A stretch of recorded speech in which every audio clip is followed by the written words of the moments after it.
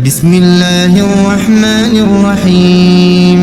لم يكن الذين كفروا من أهل الكتاب والمشركين منفكين حتى تأتيهم البينة رسول من الله يتلو صحفا مطهرة فيها كتب قيمة وما تفرق الذين أوتوا الكتاب إلا من بعد ما جاءتهم البينة وما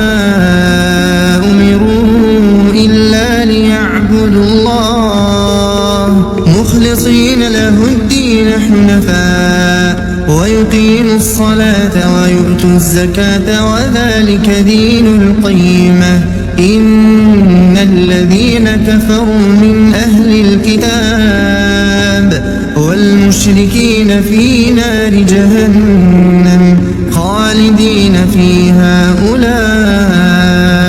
هم شر البرية إن الذين آمنوا وعملوا الصالحات أولئك هم خير البرية جزاؤهم عند ربهم جنات عدن تجري من تحتها الأنهار خالدين فيها